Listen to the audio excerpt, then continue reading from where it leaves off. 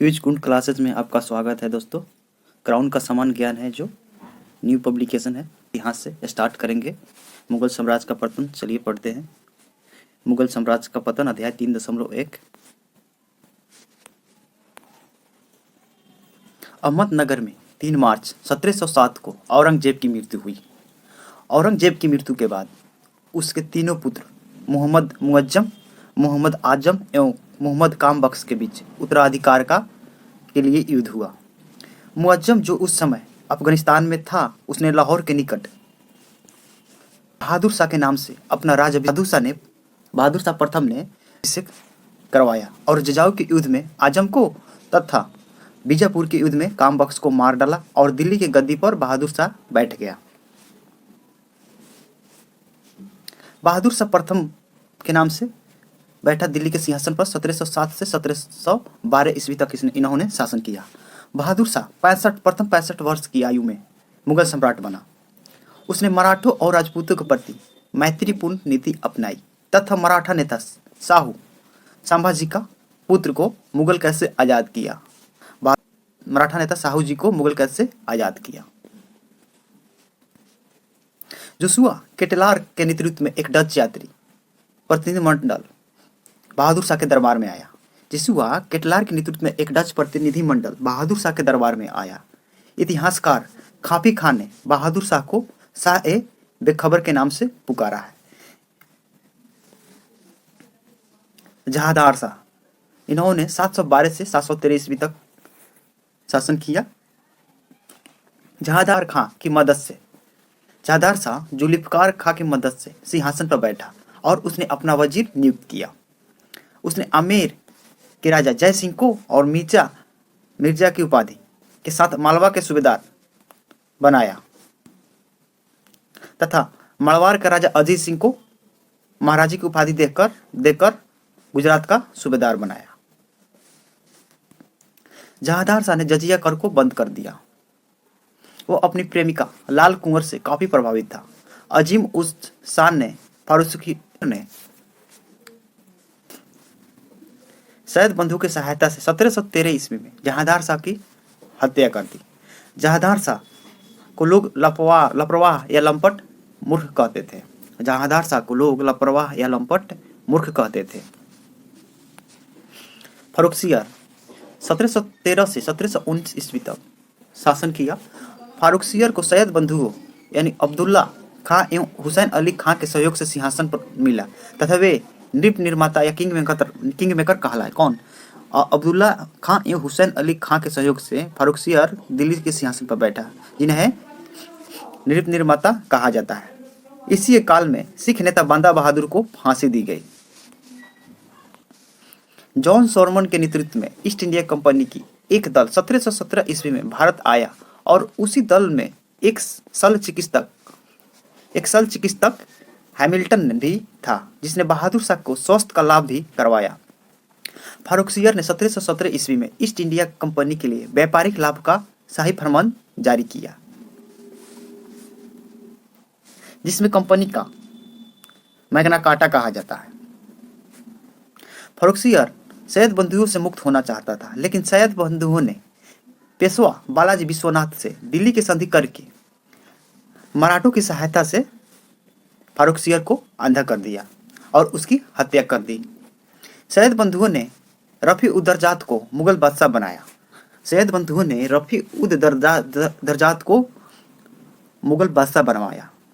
यह सबसे कम समय तक, लगभग 28 फरवरी से 4 जून तक 1719 ईस्वी में के बीच में शासन किया था।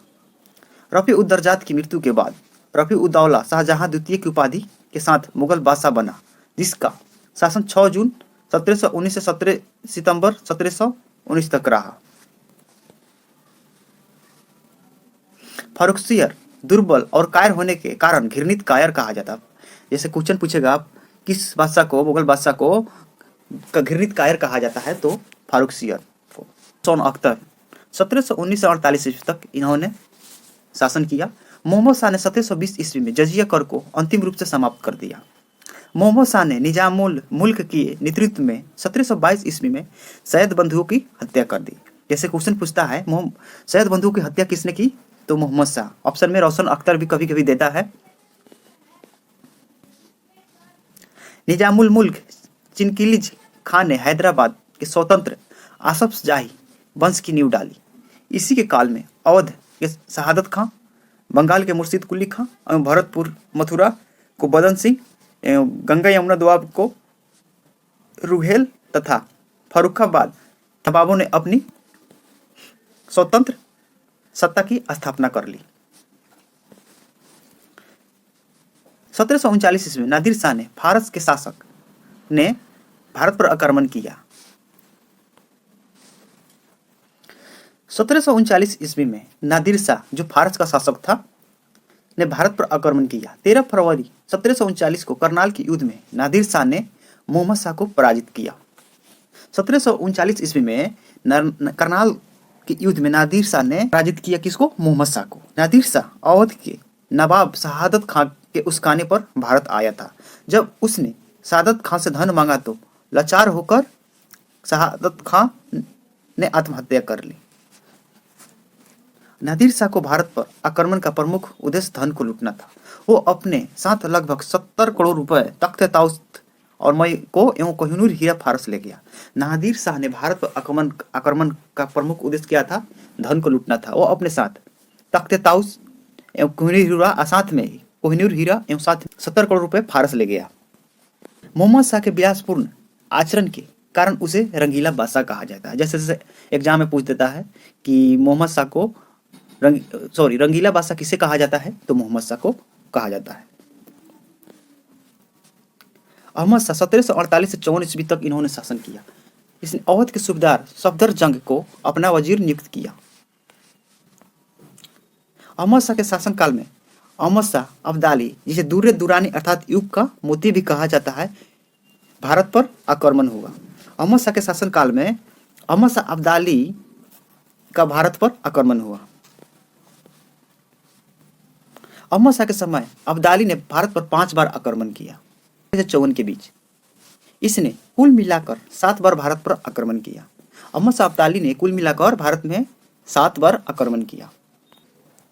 आलमगीर द्वितीय, जिसका शासन 1754 से 1759 ईस्वी तक था, वजीर इमाद की मदद से अहमद शाह को अपदस्त कर जहांदार का पुत्र अजीजुद्दीन आलमगीर द्वितीय की उपाधि के साथ मुगल बादशाह बना। शाह आलम द्वितीय 1759 से 1800 ईस्वी तक, जिनमें शाह आलम के काल में बक्सर का युद्ध 1764 में हुआ, जिसमें अंग्रेजों ने हेक्टर मुनरो के नेतृत्व में मुगल सेना एवं अवध के नवाब शुजाउद्दौला के सेना और बंगाल के अपदस्त कर नवाब मीर कासिम को संयुक्त सेनाओं को पराजित कर दिया। इस पराजय से शाह आलम द्वितीय को बंगाल के गवर्नर रॉबर्ट क्लाइव के साथ इलाहाबाद की संधि करनी पड़ी, जिसके तहत मुगल सम्राट 1765 से 72 ईस्वी तक अंग्रेजों के संरक्षण में इलाहाबाद में रहा। मराठा सरदार महादजी सिंधिया ने 1772 ईस्वी में एक बार फिर शाह आलम द्वितीय को राजधानी दिल्ली के मुगल सिंहासन पर बैठाया।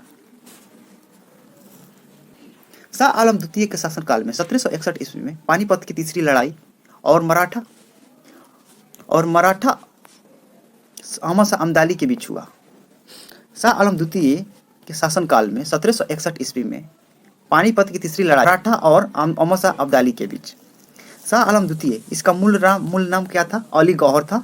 इस समय जनरल लेक ने दौलत राव सिंधिया को पराजित कर 1803 ईस्वी में दिल्ली पर आक्रमण अधिकार कर लिया। इसका मूल नाम था अली गौहर के समय जनरल लेक ने दौलत राव सिंधिया को पराजित कर 1803 में दिल्ली पर अधिकार कर लिया। अकबर द्वितीय 1806 से 1837 ईस्वी तक इन्होंने शासन किया। यह अंग्रेजों के संरक्षण में शासक बनने वाला हिंदुस्तान का प्रथम बादशाह था। अकबर द्वितीय अंग्रेजों के संरक्षण में शासक बनने वाला हिंदुस्तान का प्रथम बादशाह था। उसने राजा राममोहन राय को राजा की उपाधि प्रदान की। राजा राममोहन राय को राजा की उपाधि प्रदान की।